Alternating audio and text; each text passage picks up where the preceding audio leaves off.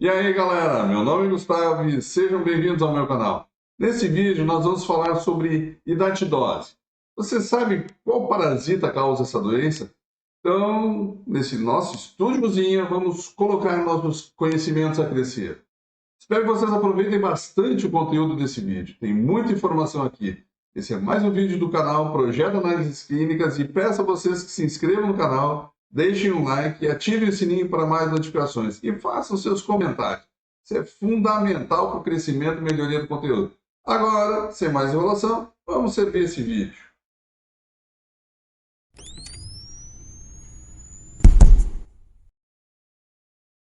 Então, caros parasitologistas, vamos continuar pelo micromundo das doenças parasitárias. Nesse vídeo, nós vamos conhecer o causador da hidatidose, o conhecido Echinococcus sp, pertencente ao filo Plateumintes, classe Cestodia, ordem Cyclophilida e família Urnidae. E são 4 espécies que parasitam o homem. O Echinococcus granulosus, que tem como hospedeiro definitivo cães domésticos, canídeos silvestres, e os seus hospedeiros intermediários são animais herbívoros, como os bovinos, os ovinos e inclusive o homem. A forma larval ela é chamada de idátide ou cisto idático. O cisto idático já é mais conhecido por nós e é responsável então pela patologia, pela hidatidose a gente vai chamar então de hidatidose unilocular ou hidatidose cística, né? E então dessa vez, ou dessa forma, a gente pode dizer que a hidatidose é uma zoonose e é amplamente distribuída principalmente nas regiões rurais de clima temperado. Na América do Sul, ela é endêmica na região da Argentina, do Uruguai, do Chile, em algumas localidades do Peru e no Brasil. E aqui no Brasil, mais especificamente na região do Rio Grande do Sul. A gente também tem o Echinococcus multilocularis.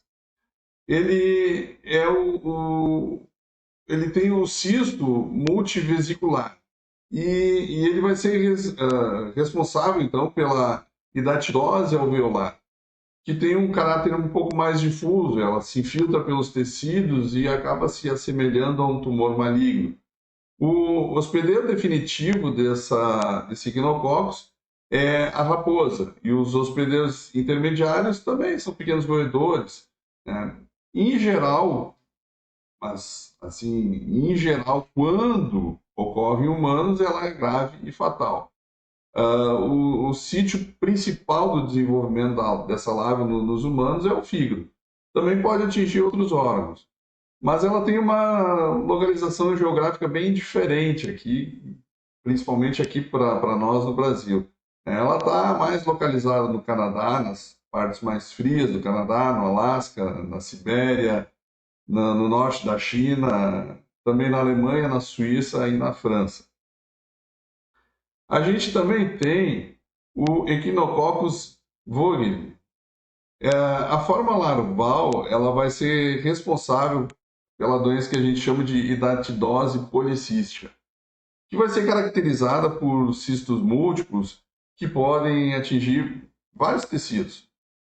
Os hospedeiros definitivos são carnívoros silvestres e os hospedeiros intermediários têm várias espécies de roedores silvestres, principalmente a paca. O ser humano adquire essa parasitose de forma acidental, né, sendo a fonte de infecção geralmente cães alimentados com vísceras infectadas dos roedores silvestres, uma paca, uma cutia. A evolução da hidatidose policística ela tem um curso bem lento, é basicamente assintomático e o órgão mais afetado também é o fígado. E às vezes a gente consegue encontrar os cistos no pulmão, no mesentério. A hidatidose policística ela se restringe geograficamente a países da América do Sul e América Central. E a outra forma que a gente tem é o Echinococcus oligarcus.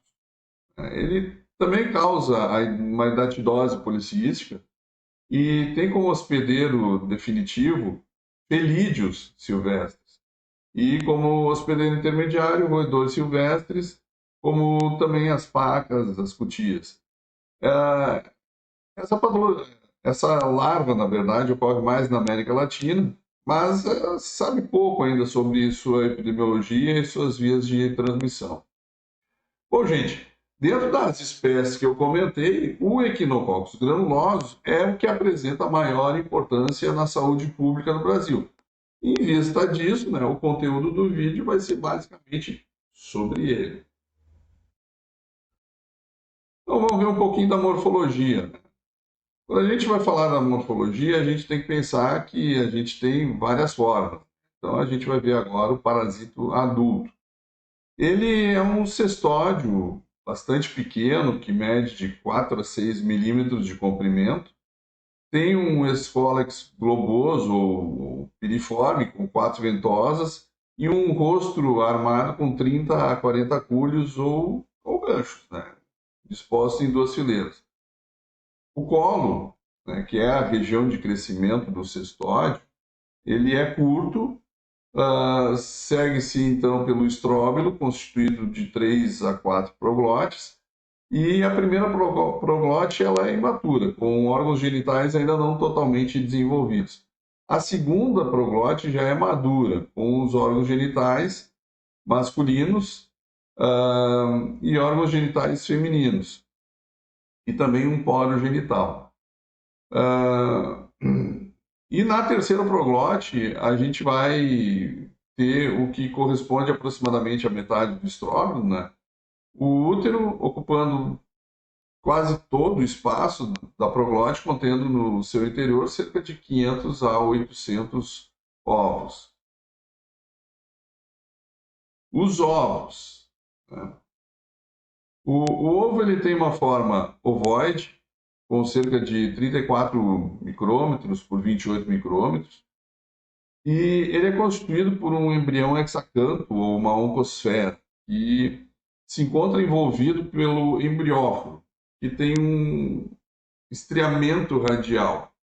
A oncosfera ela tem 3 pares de ganchos que servem para perfurar a parede intestinal, chegando depois na via sanguínea ou linfática e atingindo o órgão que ela vai se desenvolver, gerando então o cisto hidático.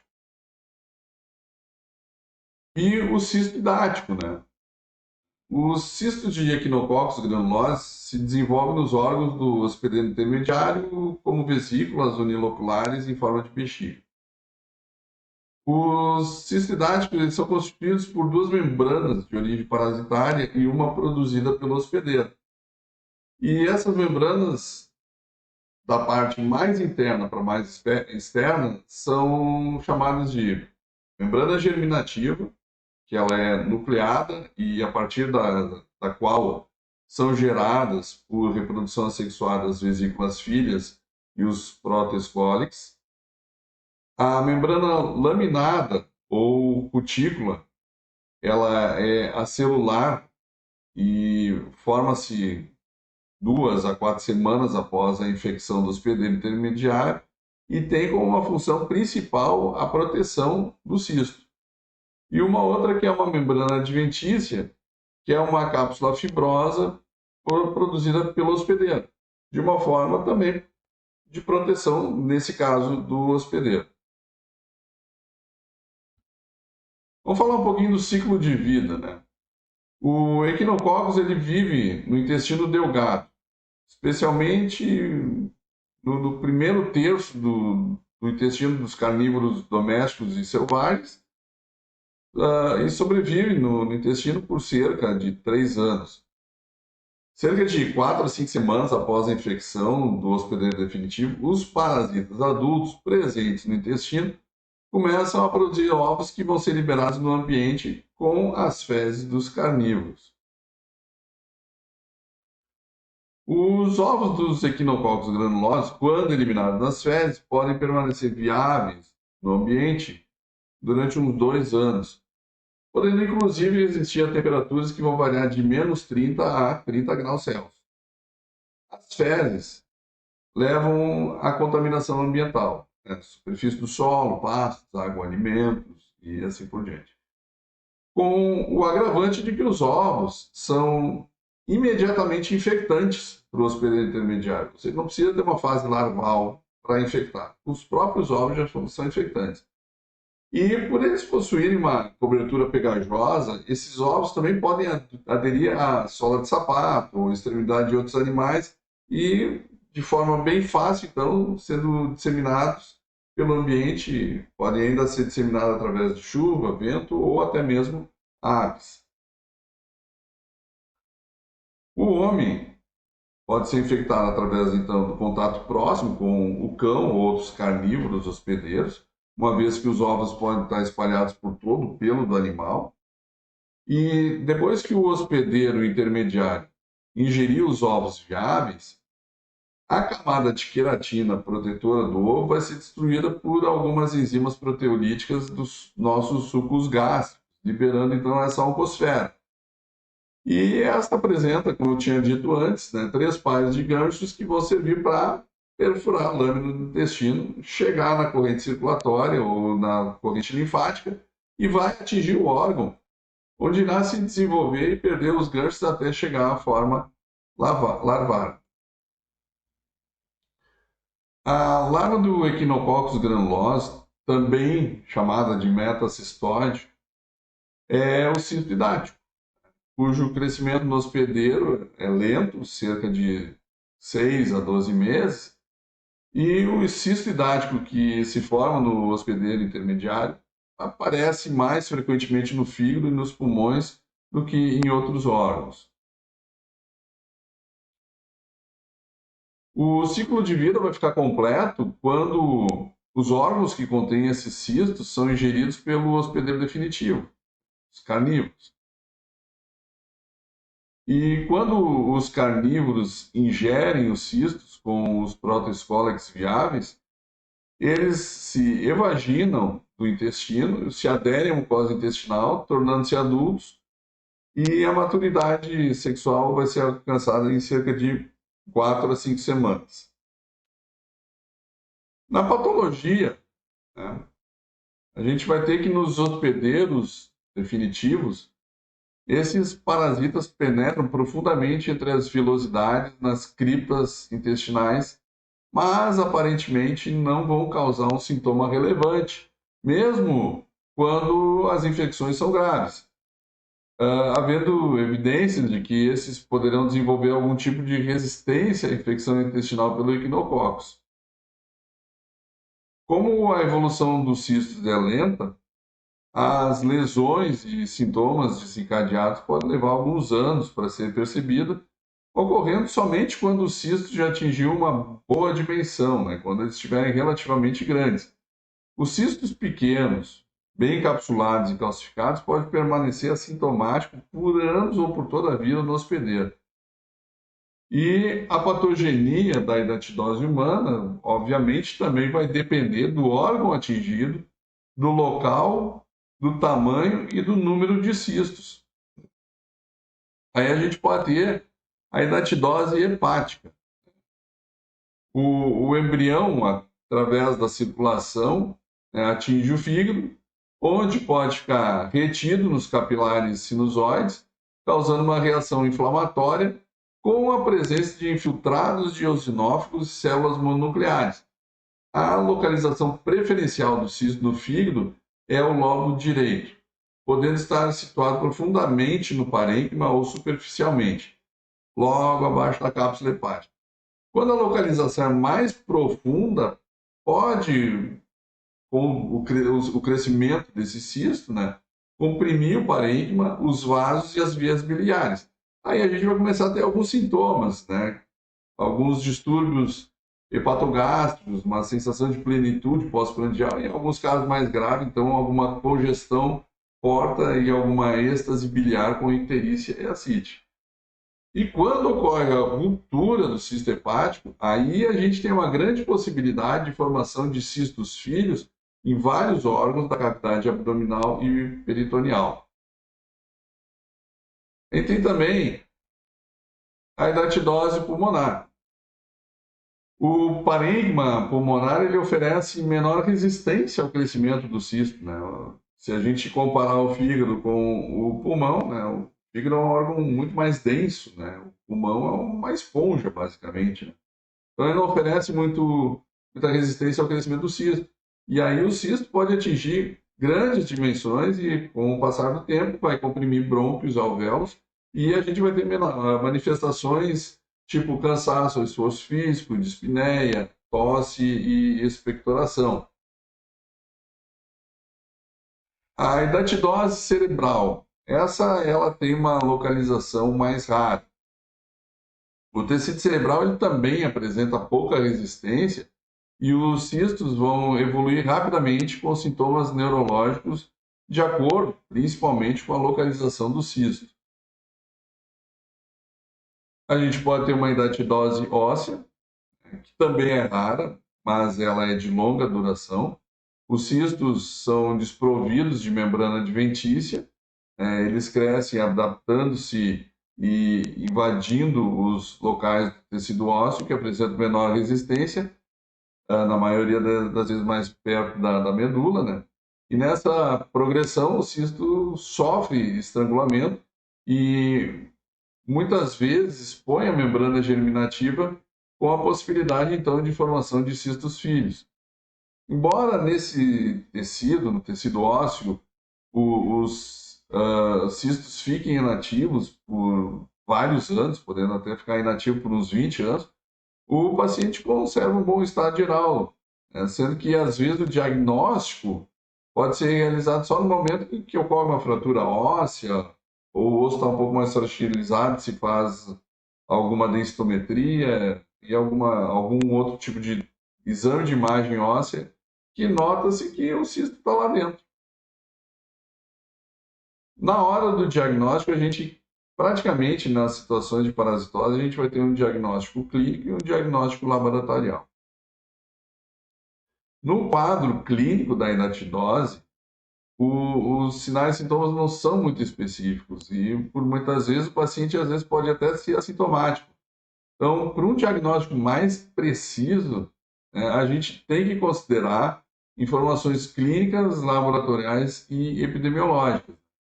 Então, na parte clínica, as manifestações, quando presentes, são geralmente causadas pelo crescimento excessivo do cisto, que leva à compressão e danifica o órgão parasitado ou até mesmo as estruturas adjacentes. No exame físico do paciente, dependendo do tamanho e da localização do cisto, pode até ser detectável alguma massa palpável semelhante a algum tumor. E nas áreas endêmicas, esses achados associados a manifestações hepáticas e pulmonares crônicas a gente pode deixar como se fosse sugestivo de hidatidose. Mas a gente precisa fazer também o diagnóstico laboratorial. E as avaliações laboratoriais são utilizadas tanto no diagnóstico primário da hidatidose quanto no acompanhamento após um tratamento cirúrgico ou medicamentoso. As técnicas de imunodiagnóstico são empregadas mais na busca de anticorpos específicos para proteínas no líquido hidático e deve-se usar pelo menos duas técnicas para confirmar um diagnóstico. No caso da suspeita de rompimento do cisto pulmonar, né, deve-se solicitar pelo menos o exame do material de expectoração para ver se não tem algum protoescólex nesse escarro. Também a gente pode usar métodos de imagem. A radiografia ainda é bem amplamente utilizada como um elemento auxiliar no diagnóstico da hidatidose. Outras técnicas também possibilitam a visualização mais detalhada de cistos, tipo a ecografia, a ultrassonografia, uma cintilografia, uma tomografia ou a ressonância. Embora todos esses métodos produzam imagens, muito deles com muita riqueza de detalhe, nem sempre eles vão ser conclusivos também, né? Pela semelhança dessa enfermidade com algum tipo de tumor. Não podemos deixar de falar de parasitose sem falar de profilaxia. As ações propostas na profilaxia da hidatidose e da equinococose, né, tem como objetivo romper a transmissão dessa parasitose para animais de produção e prevenir a infecção humana. Então, as principais medidas preconizadas são não alimentar cães com vísceras cruas de animais como ovinos, bovinos e suínos, e tratar periodicamente esses cães com algum tipo de antihelmíntico. Aliado também a essas observações, né, essas formas profiláticas, é importante a gente manter um número ideal de animais na propriedade, né? Ter cuidados com a higiene pessoal, lavando bem as mãos antes de ingerir alimentos, e também teve contato com o cão, em seguida depois vai lavar as mãos antes de fazer qualquer outra manipulação. O adequado também é tentar de alguma forma impedir o acesso dos cães nas hortas, nos reservatórios de água, né? Sempre lavar as frutas e verduras com água tratadas, né? Com os ovinos e suínos abatidos nas propriedades rurais, também é fundamental impedir o acesso de cão ao local de abate, né?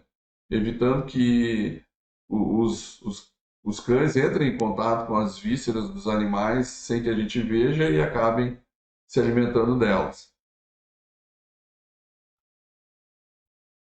Bom, para o tratamento. Veja bem, nenhuma das vezes que eu falo em tratamento, nesse vídeo e em vários outros vídeos, eu estou querendo que as pessoas façam um autotratamento.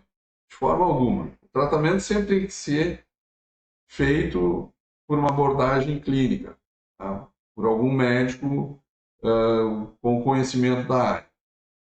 Mas o tratamento que eu coloco aqui é só para a gente ter uma ideia de que realmente existe um tratamento. Existe alguma maneira da gente tentar eliminar esse parasita do nosso organismo, ou então, de repente, até dizer assim, não existe algum tratamento e o parasita vai ficar contigo para o resto da vida. Então, assim, não levem em consideração, se de repente eu falar de algum medicamento, ou falei várias vezes de outros tratamentos com medicamento, que já é para usar esse medicamento. Não. Primeiro procure um clínico e ele vai indicar o melhor tratamento para a situação do paciente. Então, o tratamento para o homem, ele existe em forma de 4 abordagens possíveis, né? A cirurgia, uma técnica conhecida como PAIR, que do inglês é Puncture, Aspiration, Injection e Aspiration. E um tratamento farmacológico e ainda um outro chamado Watch and Wait, né? Tipo, olha e espera, né? A opção pelos diferentes tipos de tratamento depende da dimensão, da localização, da idade do cisto e assim como as possibilidades de comorbidades que podem apresentar. A cirurgia entre todos, né, apesar de todos os riscos, continua sendo uma resolução entre elas a mais eficaz. Contudo, a terapêutica cirúrgica pode ser impraticável em alguns pacientes com cistos múltiplos ou em diversos órgãos, ou até em localizações anatômicas muito complexas. E aí uma intervenção cirúrgica mais radical pode estar associada a maiores complicações, né? Mas também, provavelmente, a uma menor probabilidade de recidiva. Gente, eu vou ficando por aqui. Não se esqueçam de se inscrever no canal, deixa aquele like bacanérrimo para encher meu coração de alegria. Fiquem com Deus, permaneçam bem, permaneçam seguros e até o próximo vídeo.